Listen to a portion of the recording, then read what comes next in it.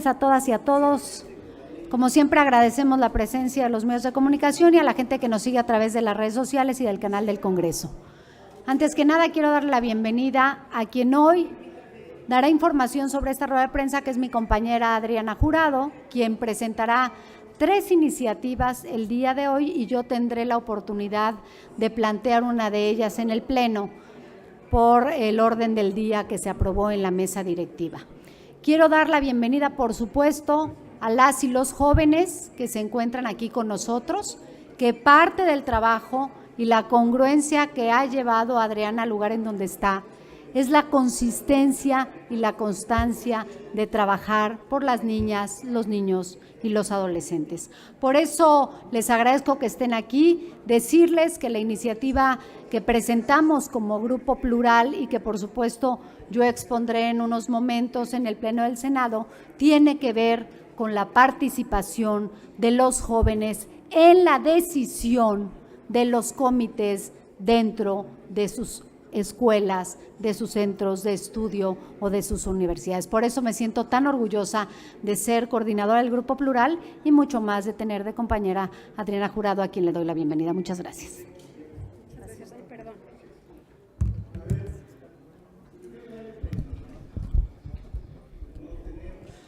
Compañeras y compañeros, muchas gracias. Esta es una rueda de prensa donde todas y todos ustedes van a poder ser parte de la historia. Y la verdad yo me siento muy contenta porque si escuchan allá adentro están hablando de política y todos los días se pelean de cosas sin importancia, cuando el tema importante está aquí. Les platico rápidamente que justamente cuando inició la pandemia, mientras todos los adultos estábamos ocupados en 1000 cosas porque el mundo se volvió loco con todo este tema, hubo niñas, niños y adolescentes de todo el país que se juntaron y crearon un colectivo y se conocieron a través de la internet, a través de todos los estados del país. Y este colectivo, que se llama Evaluación Justa y que están aquí justamente el día de hoy acompañándonos, no solamente se organizaron, sino que creen, hicieron historia, porque crearon por primera vez 2 iniciativas de ley, que es la primera vez que en el Senado de la República niñas, niños y adolescentes crean iniciativas de ley, porque de plano los adultos no tenemos ni pies ni cabeza y ellos ya no pueden seguir esperándose. Entonces, la primera iniciativa de ley es un proyecto de decreto por el que se reforman y adicionan diversas disposiciones de la Ley General de Educación en materia de consejos de las y los educandos. En resumen, para que todas las escuelas del país tengan consejos estudiantiles, que pongan por lo menos 2 representantes de cada grado en cada escuela y que ese consejo, compañeros de los medios, pues sea tomado en cuenta. Porque hoy en día las decisiones de educación las toma la autoridad educativa, las toma el sindicato, las toma el magisterio, las toman los padres de familia, y a los únicos que nunca se les pregunta su voz son a ellas y a ellos. Y justamente como ellos lo sufrieron en esta pandemia y como vieron tantas necesidades y áreas de oportunidad con las clases virtuales, dijeron, nos organizamos y aquí estamos. Y no quiero hablar más de esta iniciativa porque lo que quiero es cederle la voz a quienes las diseñaron, porque no fue Adriana Jurado ni el Grupo Plural. Nosotros solamente las presentamos y vamos a hacer su voz, porque la voz de ellas y ellos va a representar las de cerca de 40 millones de niñas, niños y adolescentes del país. Quiero compartirles que se encuentra conmigo justamente Camila Olín Pérez Murcio, quien es justamente la dirigente de este colectivo de niñas, niños y adolescentes, y Dante Molina Gómez, del mismo colectivo. ¿Y qué les parece si mejor ellos nos explican más a detalle sobre esta primera iniciativa? Porque recordemos que son 3. Adelante y bienvenidos.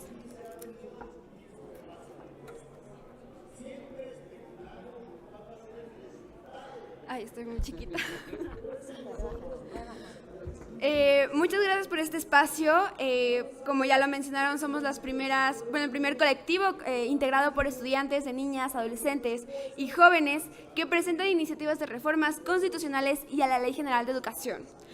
¿En qué consisten estos? Es decir, las iniciativas de reforma a la Ley General de Educación consisten en que los consejos que ya estaban desarrollándose en las escuelas, los consejos que se hacían a fin de mes, donde solamente estaban integrados por autoridades, por docencias, y a base de eso pues se organizaban para ver cómo usaban el presupuesto, para ver, organizarse respecto a todo lo de la educación. Pero aquí la pregunta, ¿cuándo informaban a la comunidad estudiantil?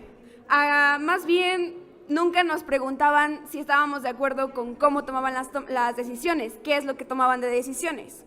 Entonces, esta narrativa es bastante adultocéntrica y nos discrimina, porque es nuestra propia educación, estamos recibiendo un servicio al cual nunca se nos está preguntando sobre el proceso y sobre la toma de decisiones dentro de ese servicio. Entonces, lo que queremos es que nuestra participación sea tomada en cuenta en los consejos estudiantiles que se desarrollan dentro de las escuelas. Y pues esto es fundamental porque la participación durante mucho tiempo ha sido especialmente ignorada en niñez y adolescencia, porque somos menores de edad y porque somos considerados inferiores. Entonces, nuestra propuesta, desde la fundación como tal del colectivo, es que estos diálogos intergeneracionales, es decir, que la toma de decisiones no solo sea exclusivamente de la niñez y adolescencia, sino que sea en conjunto con autoridades y profesionales en el área. Esto es revolucionario porque, créanme, hemos estado hablando en el colectivo entre nosotras y nosotros y la gama de posibilidades que podemos hacer en nuestra propia educación y la incidencia política que podemos realizar. La segunda iniciativa de reforma es constitucional, es hacia la ciudadanía. Lo que no se menciona no existe y ante la Constitución, hasta cumplir los 18 años, antes no somos ciudadanas ni ciudadanos. Entonces, no podemos participar en temas que nos competen de forma política. Y eso nos ha ido fracturando muchísimo tiempo, lo hemos vivido como colectivo. Hemos intentado diálogos con la Secretaría de Educación Pública, hemos intentado incidir políticamente y el limitante, la propia Constitución mexicana. Y ante todo esto, reanudo, no queremos votar, no estamos pidiendo las votaciones, estamos pidiendo la ciudadanía. No queremos ser personas adultas ni que nos traten como personas adultas. Somos menores de edad, niñas, adolescentes y jóvenes que queremos la participación y que nuestra voz sea tomada en cuenta. No queremos votar, no queremos ser personas adultas. Vuelvo a repetir, somos niñas, adolescentes y requerimos protección integral. La ciudadanía tiene que estar fundamentada con la protección integral hacia la niñez y adolescencia. Me parece muy importante recalcar esto porque hay mucho miedo respecto a la segunda iniciativa de reforma constitucional sobre la ciudadanía. El hecho de que seamos ciudadanas y ciudadanos no solo nos abre apertura a que podamos participar y que sea tomada en cuenta nuestra voz en entornos políticos y de incidencia política, pero no significa que nos tengan que medir bajo los parámetros adultos. Creo que ya.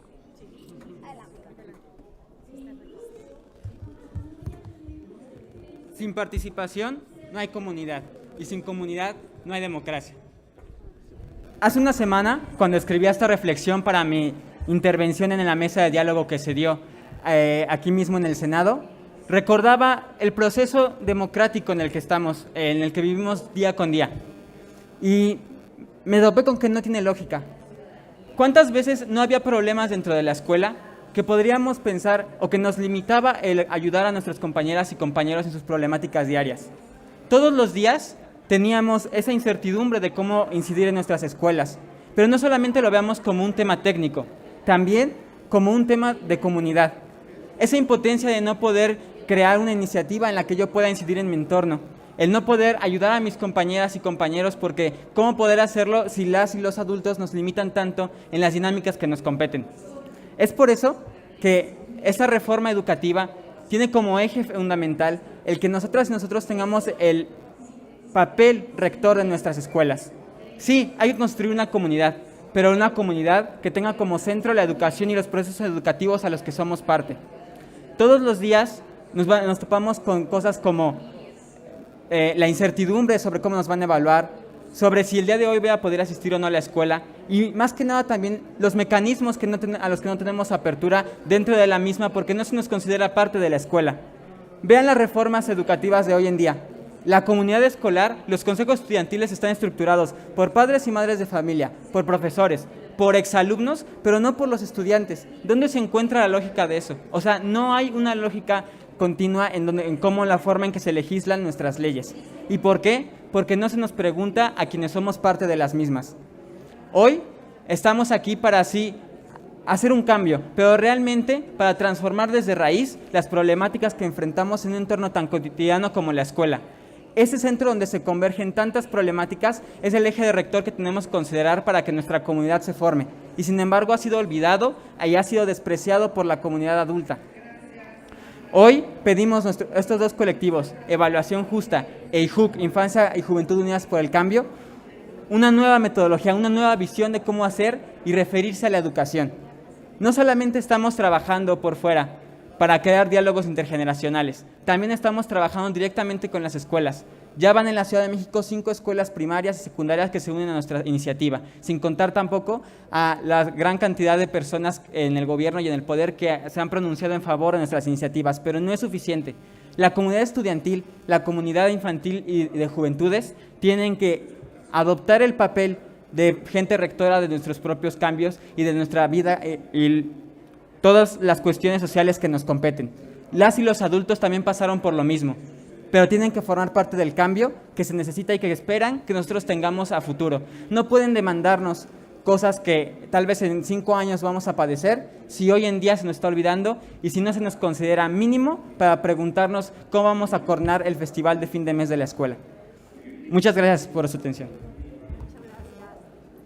Bueno, pues agradezco mucho a Camila y a Dante su intervención. Entonces, acotando, la primera iniciativa es para crear consejos estudiantiles en todas las escuelas del país para que sí se tome en cuenta a la autoridad, a los sindicatos, a los maestros, pero también a los estudiantes, como para tomar en cuenta su opinión respecto a cualquier reforma que se quiera hacer en el tema educativo. Si alguien sufre el sistema educativo de nuestro país, son las niñas, niños y adolescentes. Segunda iniciativa, y ya nos adelantaba un poco Camila, esta segunda iniciativa es un proyecto de decreto por el que se reforma el artículo 34 de la Constitución Política de los Estados Unidos Mexicanos para otorgar ciudadanía a las niñas, niños y adolescentes desde el momento de su nacimiento, no hasta que cumplan los 18 años de edad. Esta iniciativa también fue creada por niñas, niños y adolescentes de este colectivo con el apoyo de mi querido Juan Martín Pérez García, autor junto con este colectivo de esta reforma, y él nos va a explicar a grandes rasgos cómo esta red por la infancia se involucró en este proceso histórico. Adelante, Juan Martín.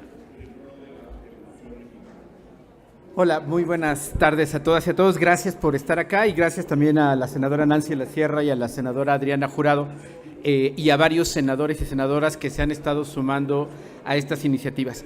Miren, como ustedes recordarán, México, como uno de los integrantes de Naciones Unidas, hace ya 72 años se sumó a la Declaración Universal de los Derechos Humanos, que esto surge junto con Naciones Unidas después de la Segunda Guerra Mundial.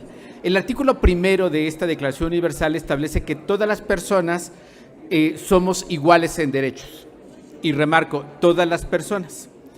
El problema es que nuestro país no ha armonizado el artículo 34 constitucional creado en 2017 y que, como saben ustedes, la Constitución de 1917 recuperó la normativa anterior de ya más de 150 años que rige nuestro territorio, pero me refiero específicamente a 1917, la Constitución. Desde 1917 a la fecha ha tenido 2 modificaciones el artículo 34.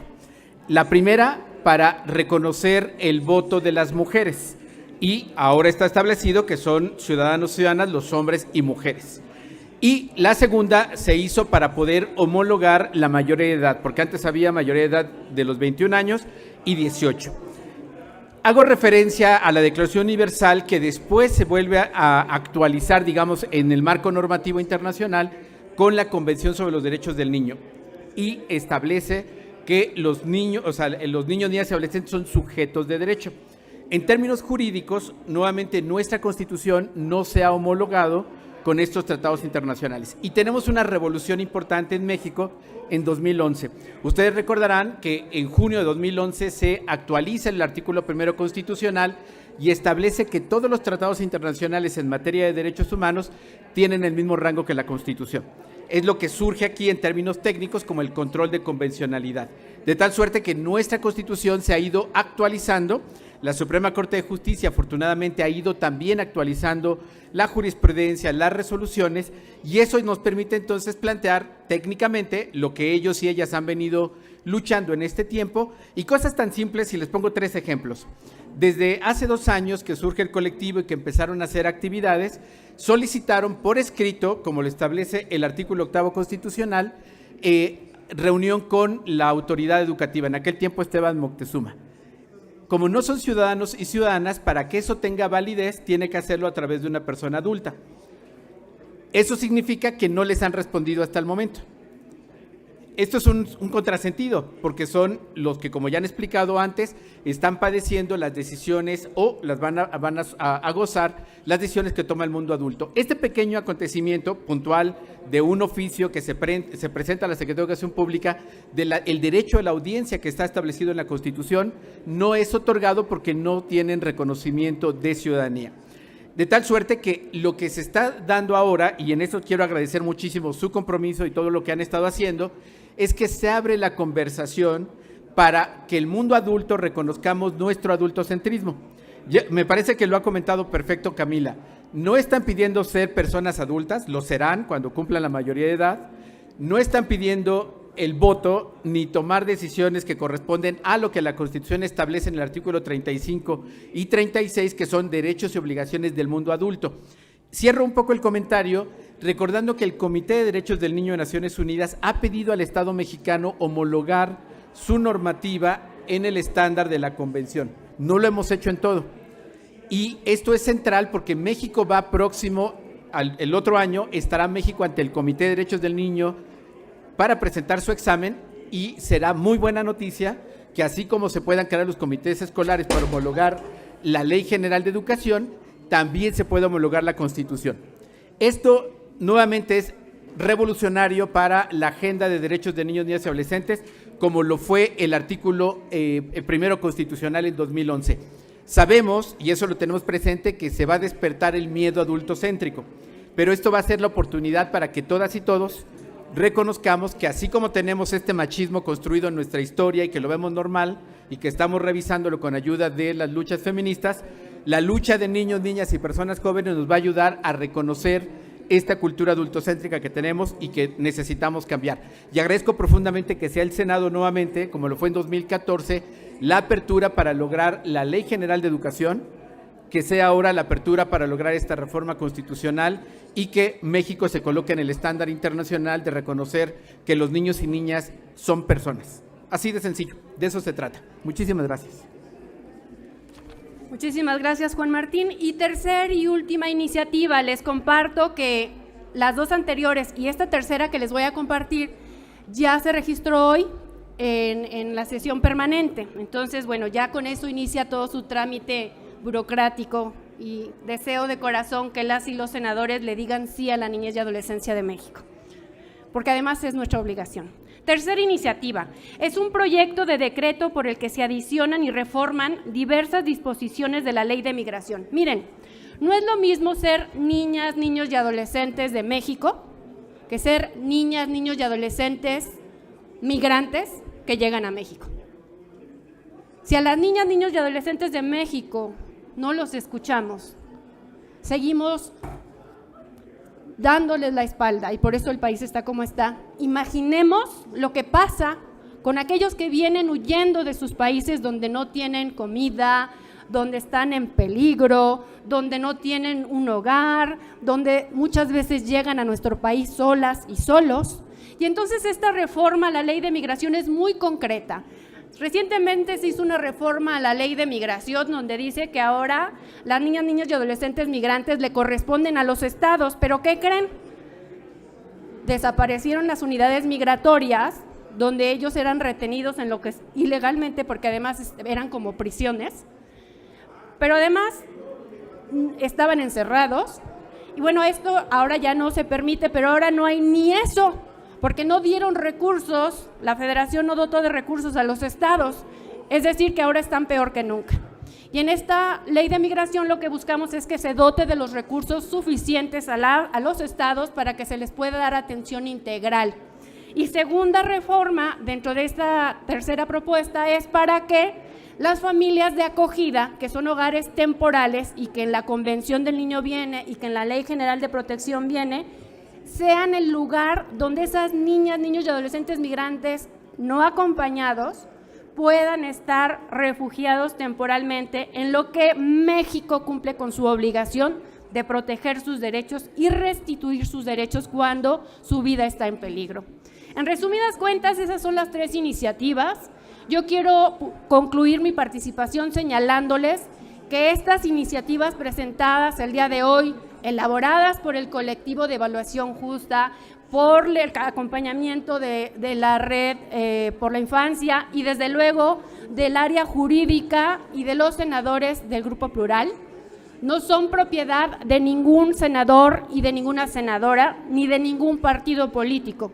Son de ellos y de ellas, y estoy segura que difícilmente podrán darle la espalda a estas niñas, niños y adolescentes que hoy nos vienen a decir basta, voltéennos a ver, escúchenos y salvemos al mundo desde la niñez, salvemos al país desde la niñez y la adolescencia.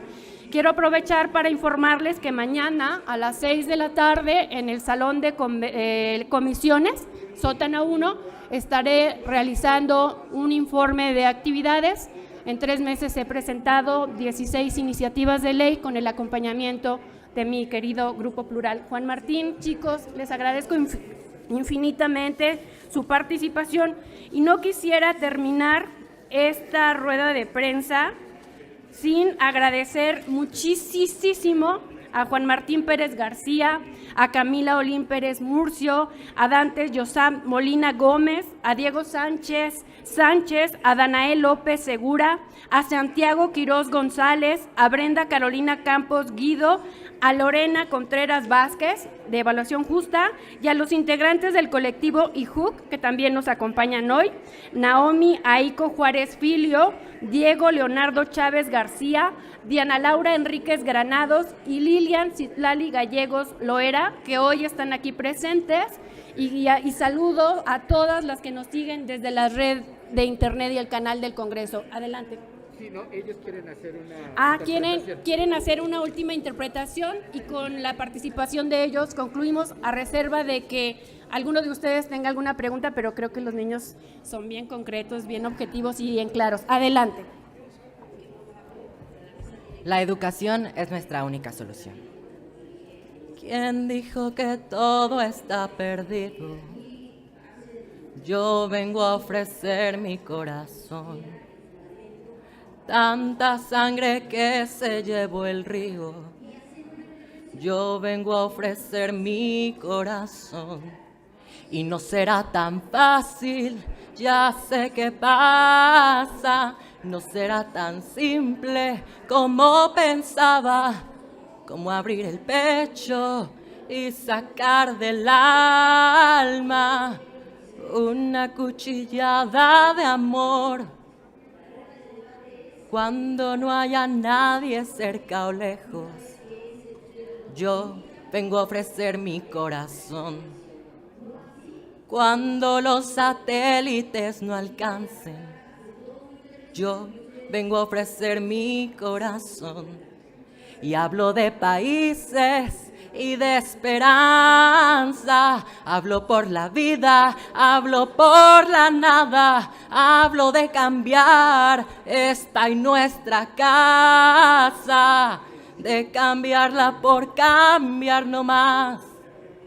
¿Quién dijo que todo está perdido? Yo vengo a ofrecer mi corazón. ¿Quién dijo que todo está perdido? Yo vengo a ofrecer mi corazón.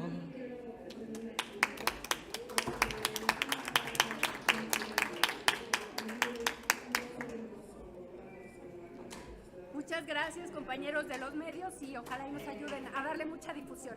Gracias. Gracias.